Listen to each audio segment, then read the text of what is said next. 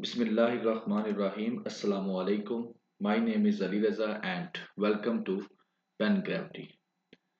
Don newspaper जी। इस lecture के अंदर हम डॉन न्यूज़पेपर के एडिटोरियल्स का एनालिसिस करेंगे और विद प्रैक्टिस जो है हम देखेंगे इन चीज़ों को, ऐसे को, करंट अफेयर को, पाकिस्तान अफेयर को, सोशल साइंसेस के जो भी सब्जेक्ट्स हैं कॉम्पिटिटिव एग्जाम्स के अंदर ऑप्शनल, उनको क्रिटिकल अप्रोच आपकी डेवलप की जाएगी, आर्गुमेंट बिल्डिंग अप्रोच आपकी डेवलप की जाएगी। और ये सारी जो चीज़ें हैं इनको हम इन एडिटोरियल्स का जब एनालिसिस करेंगे तो इसके अंदर से जो चीज़ें एक्सट्रैक्ट करेंगे जो आपके एग्जाम के लिए हेल्पफुल होंगी, स्पेशली इन एरियाज के अंदर। टुडे इज 6 जनवरी 2024। सो जी, क्या है आज का डॉन न्यूज़पेपर के अंदर? 1, 2 एंड 3 ये वाले 3 एडिटोरियल्स जो हैं इस लेक्चर के अंदर जो है इनका एनालिसिस किया जाएगा। बाकी जो आपका ओपिनियन वाला सेक्शन है ये जो है इसके लिए आपको रजिस्ट्रेशन करवानी पड़ेगी और ये लेक्चर जो है उन बच्चों को जिन्होंने रजिस्ट्रेशन करवाई है उनको ये लेक्चर डिलीवर कर दिया गया है। ठीक है, तो जिसने ये रजिस्ट्रेशन करवानी है आप लोग रजिस्ट्रेशन करवाएं और ये लेक्चर जो है आप लोगों को रिसीव होगा। बाकी जो है जो पुराने स्टूडेंट्स हैं उनको तो सारा आइडिया है, पिछले तकरीबन 100 प्लस ओपिनियन जो लेक्चर्स हैं वो यूट्यूब चैनल पर अवेलेबल हैं 2023 में। और अगर जो नए स्टूडेंट्स हैं वो इन 100 प्लस लेक्चर से जो है वो सुन सकते हैं और एनालिसिस कर सकते हैं कि इनकी क्या क्वालिटी है और उसके बाद वो रजिस्ट्रेशन करवा सकते हैं। एडिटोरियल्स जो हैं वो फ्री होंगे इंशाल्लाह सब स्टूडेंट्स के लिए। ओपिनियंस के लिए आपको रजिस्ट्रेशन करवानी पड़ेगी, उसमें है आप इस नंबर पर व्हाट्सअप करें, फोकल पर्सन आपको प्रॉपरली गाइड कर देगा।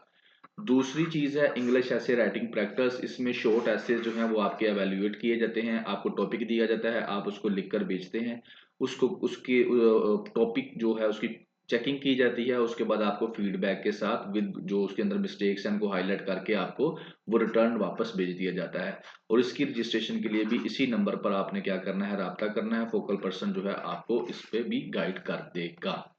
एंड इस लेक्चर का जो अब हाँ आप अभी हम करने लगे हैं इसका पीडीएफ लिंक और न्यूज़पेपर का लिंक डिस्क्रिप्शन के अंदर अवेलेबल है, आप वहां से डाउनलोड कर सकते हैं, व्हाट्सएप चैनल को ज्वाइन कर सकते हैं और साथ ही इसके 3 चैप्टर्स बना दिए जाएंगे क्योंकि 3 ही एडिटोरियल्स हैं। कोई भी क्वेश्चन हो आप कमेंट सेक्शन के अंदर पूछ सकते हैं और कमेंट करके आपने फीडबैक अपना जरूर रिकॉर्ड करवाना है। एंड टुडे क्वेश्चन वो ये है कि जो इसराइल है, तो किसके बारे में टॉपिक है, इसकी जो इंटेलिजेंस एजेंसी है उसका क्या नाम है, जो इसकी इंटेलिजेंस एजेंसी है इसराइल की उसका क्या नाम है, ये आप लोगों ने हमें कमेंट सेक्शन के अंदर बताना है। ठीक है, तो जी फर्स्ट शुरू करते हैं। फर्स्ट टॉक्स डिले टॉक्स के अंदर क्या है, इसके अंदर जी वो डिस्कस करेगा आपके साथ सेनेट ने जो रेजोल्यूशन पास किया है उसको इलेक्शंस को डिले करवाने के लिए, तो उसके बारे में वो डिबेट करेगा। इसके अंदर हम उसको डिस्कस करेंगे। इस चीज को मैं बाद में डिस्कस करता हूँ, पहले जब ये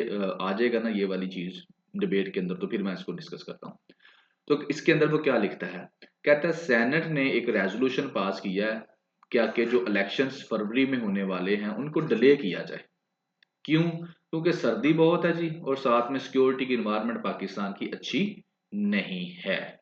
ठीक है, अब इससे क्या होगा, जो पाकिस्तान की डेमोक्रेसी है एक दफा फिर वो रिस्क पर आ जाएगी क्योंकि पहले ही 90 दिन के अंदर अंदर इलेक्शंस करवाने थे अकॉर्डिंग टू कॉन्स्टिट्यूशन और अब तकरीबन ये 6 माह होने वाले हैं और इलेक्शंस अभी तक नहीं हुए। तो ये दोबारा से एक उम्मीद बनी थी और वो उम्मीद दोबारा से जो है इन इस जैसे हरबों की वजह से क्या हो रही है, दोबारा डेमोक्रेसी पाकिस्तान की डिस्टर्ब हो रही है। दूसरी तरफ वो कहता है कि सुप्रीम कोर्ट ऑफ पाकिस्तान और पाकिस्तान मुस्लिम लीग वो चाहते हैं कि इलेक्शंस हो जाएं। ठीक है, दो चीजें होंगी, सेनेट कह रहा है कि डिले कर दिया जाए, ये कह रहे हैं कि हो जाए। अब ओपिनियन वाला एडिटोरियल वाला क्या कहता है, एडिटोरियल वाला कहता है कि ये वाले लोग जो सेनेटर्स हैं जिन्होंने सेनेट के अंदर रेजोल्यूशन पास किया है ये बेसिकली जो डेमोक्रेटिक नॉर्म्स है ना उनकी वायलेशन करते हैं, लिहाजा इनको आइडेंटिफाई किया जाए इन लोगों को जिन्होंने ये रेजोल्यूशन जो है पास आउट किया है और उसके बाद इनको इनकी अकाउंटेबिलिटी होनी चाहिए। ठीक है ना, जो इन्होंने काम किया उसका क्या होनी चाहिए, अकाउंटेबिलिटी होनी चाहिए, या तो लोगों से करवा लें ताकि लोग नेक्स्ट टाइम इनको जो है ना वोट ही ना डालें। ठीक है ना, इलेक्शंस में इनको वोट ही ना डालें।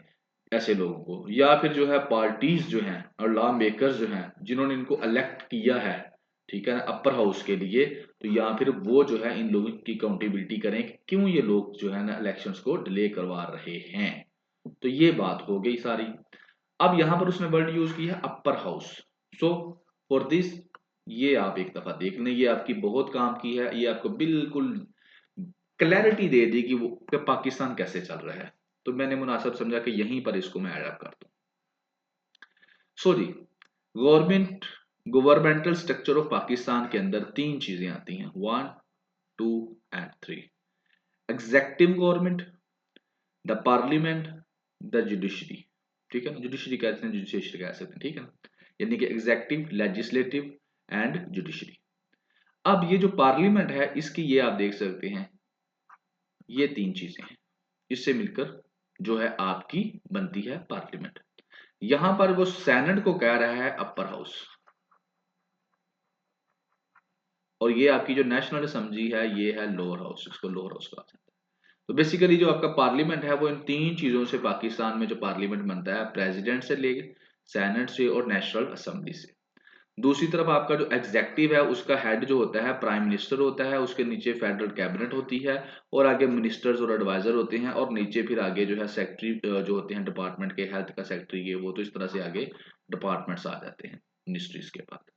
दूसरी तरफ अगर हम जुडिशरी का स्ट्रक्चर देखें तो सबसे ऊपर सुप्रीम कोर्ट आ जाती है, उसके बाद एक आपकी जो है फेडरल शरिया कोर्ट है, प्रोविंशियल हाई कोर्ट्स हैं जैसे Lahore high court, Islamabad high court, Balochistan, हर सूबे की एक हाई कोर्ट है, और इसके अलावा मुहतसिब है। तो जो हाई कोर्ट्स हैं उनके अंदर फिर जो सिटी कोर्ट्स हैं जिनको हम जो है डिस्ट्रिक्ट कोर्ट्स कहते हैं, तो इस तरह से आपका ये स्ट्रक्चर चलता है। तो basically that is the governmental structure of Pakistan, जिससे क्या होता है कि पूरे के पूरे पाकिस्तान को रन किया जाता है, पाकिस्तान की गवर्नमेंट को रन किया जाता है। तो जब भी आप गवर्नमेंट की पाकिस्तान की बात करते हैं तो आप इन सब की बात करते हैं, एग्जेक्टिव की, पार्लियामेंट की और जुडिशरी की, दीज थ्री मेन ब्रांचेस। हाँ, उसके बाद आपको मीडिया जो है वो फोर्थ पिलर कहा जाता है, लेकिन वो एक सेपरेट चीज है, ये है मेन गवर्नमेंट ऑफ पाकिस्तान। तो यहाँ पर जो ये अपर हाउस वाले हैं ना, सेनेट वाले, इन्होंने रेजोल्यूशन पास किया है कि जनाबी अली इनका नेशनल असेंबली वालों का या प्रोविंशियल असेंबली वालों का जो इलेक्शन होना है इसको डिले करवा दिया जाए। मैंने मुनासिब समझा आपको साथ में इसका भी इंट्रो दे दी।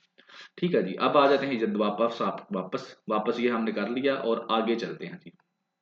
आगे वो क्या कहता है, कहता है कि जब अब जो है, जब ये बात होती है कि डिले करने की इलेक्शंस को, तो कहता है जब खैबर पख्तूनख्वा और पंजाब की असम्बली जो है पीडीएफ की गवर्नमेंट के जो अब थी, पीडीएम की गवर्नमेंट थी, इमरान खान का नो कॉन्फिडेंस वोट हुआ, उसके बाद इमरान खान ने खैबर पख्तूनख्वा और पंजाब असम्बली को तोड़ दिया। तो उस वक्त जब इलेक्शंस का कहा गया तो उस वक्त भी यही कहा गया कि सिक्योरिटी अच्छी नहीं है, और ये किसने कहा, एनपीडीएम वालों ने, पाकिस्तान मुस्लिम लीग नवाज वालों ने। लेकिन अब यही पाकिस्तान मुस्लिम लीग नवाज ये कह रही है कि नहीं जी, कंडीशन अच्छी है, इतनी भी अच्छी बुरी नहीं है, कम से कम वो कहते हैं 2008 और 2013 में जितनी सिक्योरिटी खराब थी उससे भी ज्यादा खराब नहीं है। तो वो बात ये कह रहा है कि पहले यही पाकिस्तान मुस्लिम लीग नवाज जो है, जब खैबर पख्तूनख्वा का और पंजाब असम्बली का इलेक्शन करवाना था तो ये कहते थे सिक्योरिटी ठीक नहीं है, सिक्योरिटी की हालत बड़ी खराब है, इनएडिक्वेट सिक्योरिटी है, और अब यही कह रहे हैं कि इलेक्शंस हो जाएं, और आर्गूमेंट ये देते हैं कि 2008 और 2013 में सिक्योरिटी की हालत इससे भी बुरी थी, तो लिहाजा सिक्योरिटी को आप लोग जो है ना बहाना बनाकर इलेक्शंस डिले ना करवाएं। तो इस तरह की वो बातें करते हैं। तो बेसिकली बात क्रक्स ये है इस एडिटोरियल का कि इलेक्शंस को डिले करवाने की कोशिश की जा रही है। अब आ जाते हैं हम अपने पेपर पर्सपेक्टिव में, या ओवरव्यू हम ले लेते हैं कि क्या है, इससे क्या होगा। इससे सिंपल सी बात है, आपको पता है कि पाकिस्तान एंड डेमोक्रेसी, यही आपका यहाँ पर टॉपिक बनता है कि पाकिस्तान में डेमोक्रेसी क्यों नहीं स्ट्रांग हो रही। तो आप रोज किसी ना किसी एडिटोरियल के अंदर नई नई स्टोरियां सुनते हैं, और जिनसे आपको पता चलता है कि क्या यार ये इलेक्शंस करवाना क्या इतना ही बड़ा प्रॉब्लम बन चुका है, क्यों नहीं इलेक्शंस करवाने दिए जा रहे। और जब नहीं करवाने दिए जा रहे तो that is the main reason कि पाकिस्तान के अंदर डेमोक्रेसी फ्लोरिश ही नहीं कर पा रही। और जहां तक कॉन्स्टिट्यूशन की बात करें, it's just a piece of paper बन के रह चुका है, कि कॉन्स्टिट्यूशन तो कह रहा था कि 90 डेज के अंदर करवाएं, और आप देखें कितने महीने हो गए हैं और अभी तक इलेक्शन नहीं करवाए। सुप्रीम कोर्ट कह रही है इलेक्शन करवाओ, इसके बावजूद हमको रोज नहीं सुनने को चीजें मिलती हैं। तो आप इससे अंदाजा लगा सकते हैं कि वाई पाकिस्तान के अंदर डेमोक्रेसी इतनी कमजोर क्यों है। और दूसरी तरफ अगर आप इसका आर्गूमेंट देना चाहें विंटर का या सिक्योरिटी इशू को लेकर, तो बड़ा वैलिड सा रीजन है। यूरोप के अंदर आपने देखा है कि कितने जो नॉर्थन एरियाज हैं उनके, नॉर्थ के अंदर यूरोप है तो वहां पर तो विंटर ही रहता है, तो वहां पर क्या इलेक्शंस नहीं होते, वहां पर बर्फबारी होती है तो इलेक्शंस भी होते हैं। दुनिया के कई ऐसे इलाके हैं जहां पर बर्फबारी तक होती है लेकिन इलेक्शंस होते हैं। उसके बाद तुर्की की एग्जांपल हमारे सामने, ये मैं एक्स्ट्रा आपको लोग बता रहा हूँ उसके अंदर नहीं है। तुर्की की एग्जांपल हमारे सामने अभी थोड़ा अर्सा आपको देखा, पिछले साल तुर्की के अंदर अर्थक्वेक आया, जलजला आया, जिससे आपको पता है कितनी जानें जो है चली गई, कितना नुकसान हुआ। इसके बावजूद तैयब उर्दुगान ने इलेक्शंस डिले नहीं करवाए। उसने कहा नहीं इलेक्शंस होंगे, उन्होंने प्रॉपरली जो है चीजों को मैनेज किया और इलेक्शंस करवा दिए। तो जब इस तरह की सूरत हाल में इलेक्शंस हो सकते हैं तो ये बहाने बनाना कि विंटर जो है मौसम आ गया है नॉर्थन एरियाज के अंदर, और दूसरा ये है जी सर्दी है और सिक्योरिटी का मसला है, तो इट इज जस्ट लाइक वो चाहते ही नहीं है कि इलेक्शंस हो, को गवर्नमेंट आए पावर में। वो चाहते हैं कि ऐसे ही ये केयर टेकर गवर्नमेंट से ही ये पाकिस्तान चलता रहे। So it is just like to weaken the democracy of Pakistan. ठीक है, तो ये है इस एडिटोरियल के अंदर। दूसरा है आईएस थ्रेट, नया आ गया, ये पहले भी था और अब ये दोबारा हाईलाइट हो गया है कि नई डिमेंशन के अंदर। अब ये क्या है, इस्लामिक स्टेट। स्टोरी वही है, कल जो हमने यस्टरडे हमने एक एडिटोरियल डिस्कस किया था उसके अंदर मैंने बताया था आपको कि ईरान के जो शहर है करमैन, वहां पर क्या होती है बम्बिंग, दो दो बड़े बम चलते हैं। अब उन बम के चलने के बाद तकरीबन 90 लोग जो हैं उनकी डेथ हो जाती है। ठीक है, अब इसका क्लेम जो किया है उसने किया है self style Islamic state group है, उसने कहा है कि ये काम हमने किया है। अब ये जो self style Islamic state group है ना, अब एक ये नई नई सरदर्द बन के सामने आने आ गया है। ठीक है, अब कल की डिबेट में ये नहीं था लेकिन आज की डिबेट में ये शामिल हो गया है। अब होता क्या है, मैंने जैसे आपको बताया था ये जनरल साहब हैं, कल की पिक्चर ही है। जनरल जो है इन ये 2020 के अंदर आई थिंक सो इनके ऊपर अटैक हुआ था, यूएसए के वालों ने थ्रू ड्रोन इनको अटैक करके ये इनकी डेथ हो गई थी। तो जब इनकी डेथ हो गई है तो अभी इन्हीं की जो है, जो इनका है वहां पर कोई कुरान खानी वगैरह वो कर रहे थे या जो भी कर रहे थे डेथ एनिवर्सरी के ऊपर, तो इनका नाम था जनरल कसेम सुलेमानी। ठीक है, तो वहां पर ये जो है दो बम चल गए और ये इनकी डेथ होगी 90 लोगों की। ठीक है, तो कहते हैं कि that is not happen in first time, ये पहली दफा नहीं हुआ कि इस्लामिक स्टेट ग्रुप ने ईरान के ऊपर अटैक किया हो। इससे पहले 2022 के अंदर भी इन्होंने जो एक मजार था वहां पर शिराज सिटी के अंदर, वहां पर अटैक किया था। 2017 में भी इन्होंने ईरानियन पार्लियामेंट के ऊपर अटैक किया था, और इसके अलावा जो मकबरा है किसका, आयतुल्ला कोमेनाई का, उसके ऊपर भी इन्होंने अटैक किया था। That is not first time that Islamic state groups ने क्या किया हो, ईरान के ऊपर अटैक किया, जो पहले भी कर चुका है। तो अब भी इसने कर दिया है। अब आगे वो क्या कहता है, ये तो होगी बातें, स्टोरी होगी, खबरें होगी। अब आगे वो क्या कहता है कि इससे क्या होने वाला है।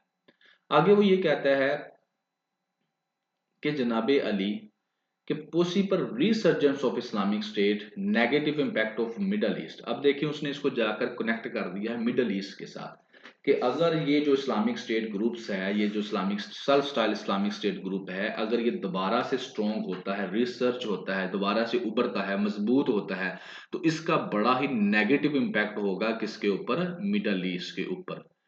क्यों, क्योंकि इस्लामिक स्टेट जो है ये ग्रुप है, इसको इस्तेमाल किया जा सकता है ताकि जो है इस्लामिक स्टेट जो है को take advantage of the chaos to advance its grim aims, कि मिडल ईस्ट के अंदर जो प्रॉब्लम चल रही हैं इस वक्त गजा को लेकर, तो ये वाला ग्रुप जो है इस सूरत हाल को इस्तेमाल कर सकता है अपने मकासद हासिल करने के लिए।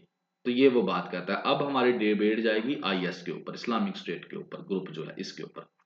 इससे पहले मैं आपको बता दूं कि कल जो मैंने आपको बताया था कि कल जो की भी टर्न आउट जो एक आया था 2024 के अंदर, एक तो ये था कि 2024 के अंदर जो है इनके जो मज़ार के ऊपर ये जो है अपना जनरल साहब वहां पर अटैक हुआ ईरान के अंदर। एक चीज तो मैंने ये आपको कल बताई थी। दूसरी मैंने आपको बताई एक ये बंदा है, ये जो है हमास का लीडर था। ठीक है, टॉप क्लास का, इसको लेबनान के अंदर जो बैरूत कैपिटल है वहां पर अटैक करके इसको भी मार दिया गया।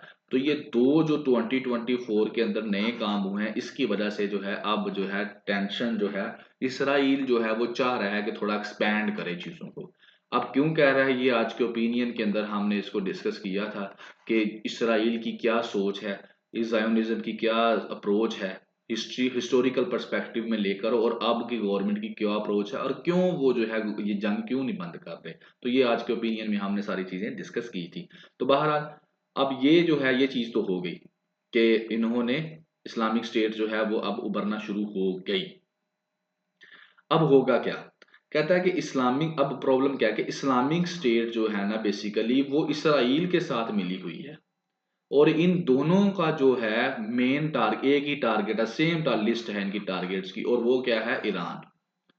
अब ये है प्रॉब्लम की बात कि इस्लामिक स्टेट ग्रुप जो है वो और इसराइल दोनों का एक ही जो टारगेट है और वो है ईरान।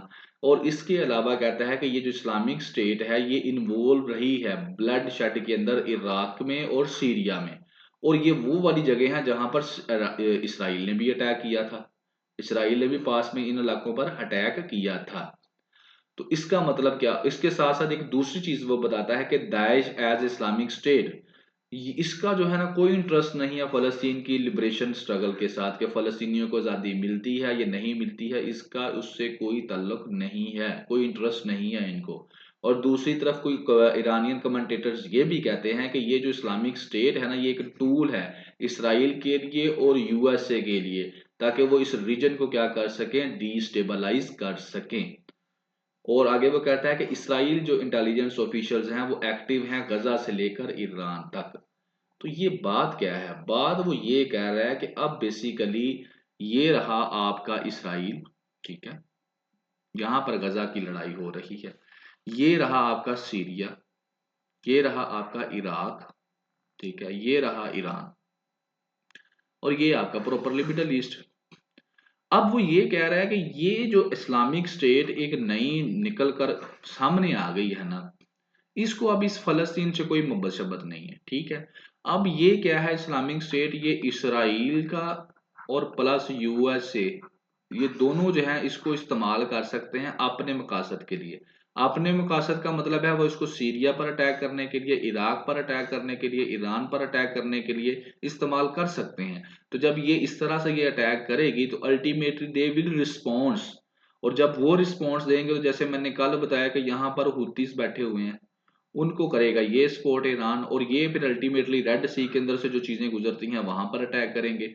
तो यहाँ पर जो है ऑलरेडी इस इलाके के अंदर जो मेडिटेरियन सी है यहाँ पर यूके और यूएसए की जो है बहरी बेड़े खड़े हैं टू सपोर्ट इसराइल। तो इस तरह से ये जो है ना एक अटैक करेगा, आगे से दूसरा रिटेलिएट करेगा, तो फिर ये आस्ता आस्ता जो जंग है पूरे के पूरे मिडल ईस्ट में फैल जाएगी।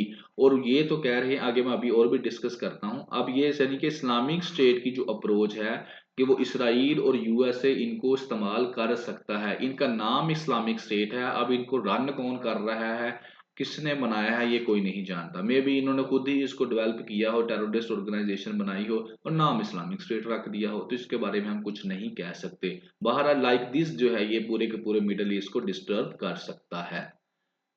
आगे कहता है कि एक और वो बात भी साथ में करता है कि यहाँ तक तो मिडल ईस्ट तक तो हो गया, लेकिन वो कहता है कि जो मुस्लिम स्टेट्स हैं उनको विजिलेंट रहना चाहिए। क्यों? क्योंकि ये जो इस्लामिक स्टेट जो है ना ये जो दोबारा से रिसर्च कर रही है, और इनके इसको रोकना चाहिए। मिडल ईस्ट के अंदर रिसर्च करने से यानी कि इसको दोबारा से ताकतवर होने से उनको रोकना चाहिए। और नेबरिंग रीजन्स के अंदर भी, पाकिस्तान और अफगानिस्तान के अंदर भी, यानी कि मुस्लिम स्टेट को विजिलेंट रहना चाहिए और इनको रोकना चाहिए ताकि ये दोबारा स्ट्रॉन्ग ना हो। ये देखें, मैप अगर आप देखें तो पाकिस्तान कोई दूर नहीं है यहाँ से, ये ईरान है, और इसके साथ ही ईरान के साथ ही आगे अफगानिस्तान है और ये पाकिस्तान है।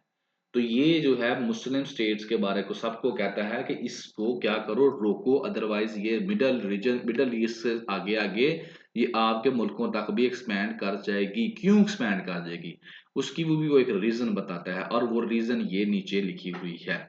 और वो रीजन ये है, वो मैं बता ही देता हूँ, क्योंकि जो इस वक्त इसराइल जो है, ठीक है ना, इसराइल जो है तेल अवीव जो ये चाहता है कि फॉरेन जो जमीनें हैं, फॉरेन सॉइल है, उसके ऊपर जो है वो क्या करें, कुछ एक्टिविटीज करे, क्यास पैदा करे, ठीक है, कुछ यानी कि तबाही व बर्बादी इस तरह की चीजें पैदा करे ताकि डिवर्ट हो उसकी लोगों की अटेंशन फ्रॉम द मैसकर इन गजा।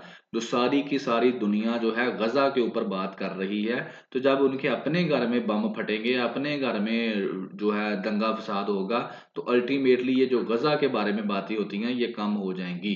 जिस तरह खुदा न ख्वास्ता अगर पाकिस्तान में ब्लास्ट होना शुरू हो जाए या अफगानिस्तान में ब्लास्ट होना शुरू हो जाए, पाकिस्तान और अफगानिस्तान की आपस में जो है वो खिलबिलिश बढ़ जाए या ईरान के साथ बढ़ जाए, तो ये क्या होगा, वो फिर ज़ाहिर है ये गजा की बात छोड़ देंगे, अपनी अपनी सबको पड़ जाएगी। So that is the main reason कि जो ये जो है वो कह रहा है कि जो मुस्लिम स्टेट्स हैं उनको चाहिए कि वो एहतियात करें, विजिलेंट रहें, वरना ये जो है आगे फैलती जाएगी।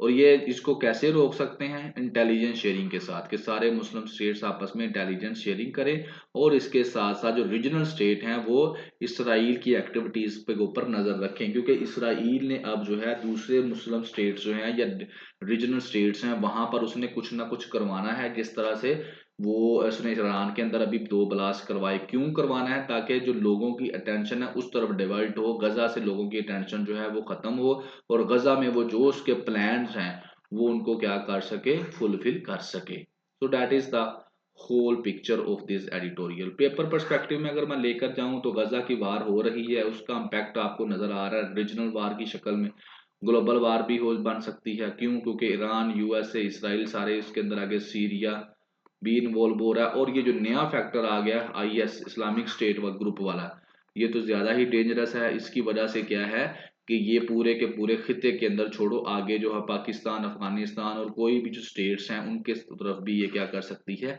एक्सपैंड कर सकती है। क्यों? क्योंकि इसराइल ये चाहता है कि जो मैं कर रहा हूं यहाँ पर लोगों की नजर ना रहे, लोग जो हैं वो क्या करें, दूसरी तरफ रहे, और मैं यहाँ पर जो मर्जी करता रहूं। So that is the whole picture of this editorial. Hope आप लोगों ने इसको काफी अंडरस्टैंड कर लिया होगा। आगे चलते हैं जी। आगे क्या है? आगे है जी बैनिंग सर्वे।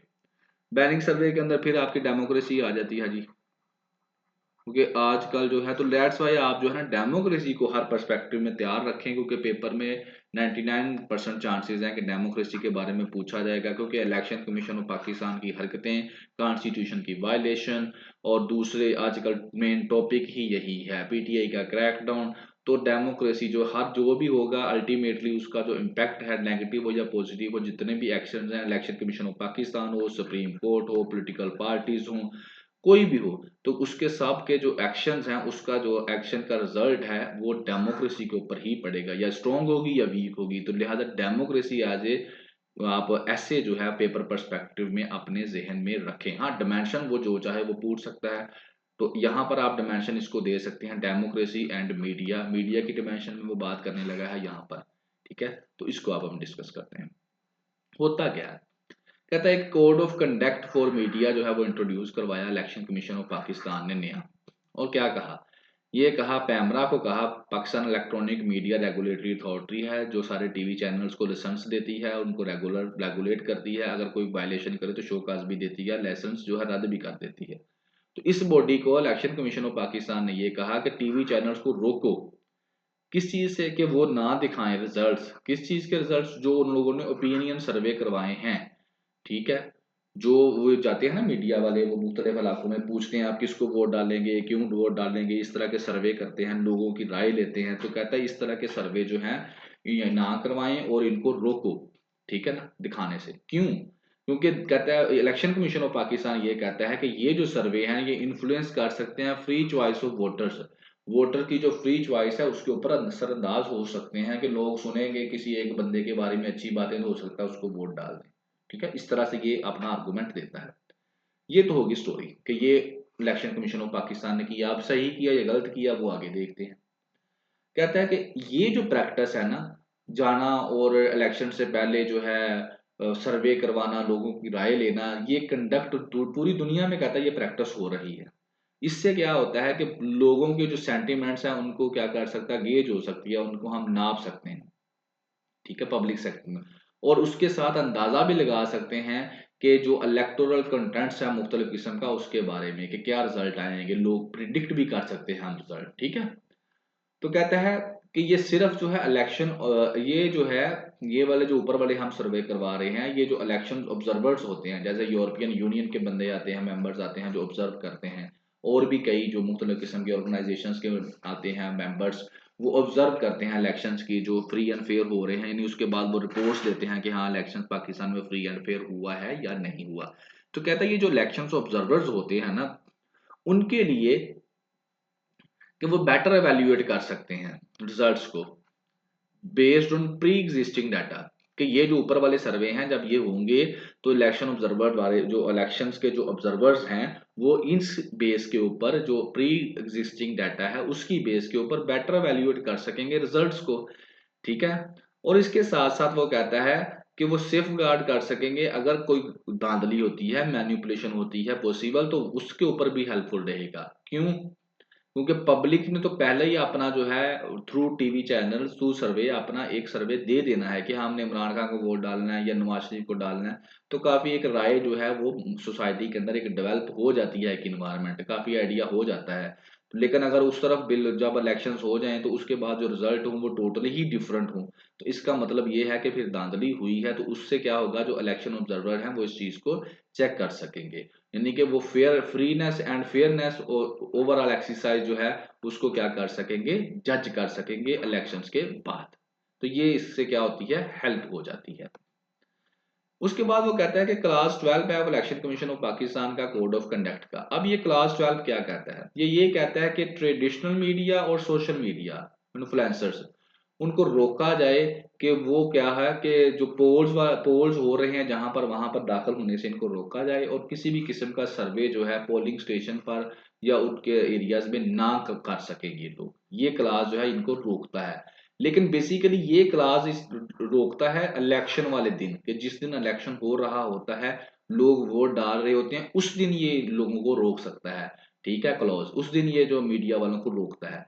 लेकिन अब वो अगला क्वेश्चन ये करता है कि जब ये क्लोज बनाया गया है the day of election, election वाले दिन जो मीडिया वाले हैं सोशल मीडिया वाले हैं वो अंदर ना जाएं, पोलिंग स्टेशन के अंदर ना जाएं, राय ना लें, इस तरह का सर्वे ना करें। तो जब ये इलेक्शंस वाले दिन के लिए बनाया गया है तो फिर ये लोग जो हैं ये अब इसको क्यों इम्प्लीमेंट किया जा रहा है, अब तो इलेक्शंस नहीं हो रहे, इलेक्शन से पहले इसको इम्प्लीमेंट क्यों किया जा रहा है। तो उसकी फिर वो कहता है कि शायद ये वजह है कि पीटीआई की जो पॉपुलैरिटी है उसको ये दबाना चाहते हैं, क्योंकि जहर है जब ये जाएंगे पूछेंगे तो लोग फिर कहेंगे हम पीटीआई को वोट डालेंगे। तो इस चीज को लेकर ये इस तरह की हरकतें कर रहे हैं। तो ये कहता हो सकता है ये चीज हो डिफरेंट भी हो सकती है। फिर वो आगे एक राय देता है इलेक्शन कमीशन ऑफ पाकिस्तान को कि बैन करने से बेहतर है ये सर्वे जो मीडिया के, इनको बैन करने से बेहतर है कि इलेक्शन कमीशन ऑफ पाकिस्तान वो एक कुछ गाइडलाइंस जो है वो इशू कर दे, जिसके जरिए क्या है कि वो demand and greater degree of accuracy check कर सकता है और साथ में मोर ट्रांसपेरेंसी रिगार्डिंग किन चीजों के बारे में, एक्यूरेसी और ट्रांसपेरेंसी कि क्या जो हर सर्वे है वो इसको कैसे डिजाइन किया गया है और कैसे किया जा रहा है वो survey. Banning them outright will, अगर वो कहता है कि ये काम नहीं करता वो बैन कर देता है इस तरह की सर्विस को, तो फिर क्या है, वो जो ऑब्जर्वर्स हैं जिन्होंने ऑब्जर्व करना है इलेक्शन वाले दिन जैसे मैंने बताया, तो उनके जो इम्पोर्टेंट उनके लिए डाटा नहीं अवेलेबल होगा, ताकि जिससे वो अंदाजा लगा सके कि इलेक्शन सही हो रहा है या नहीं हो रहा। ये भी एक किस्म का डाटा ही होता है प्री पोल जो सर्वे होते हैं।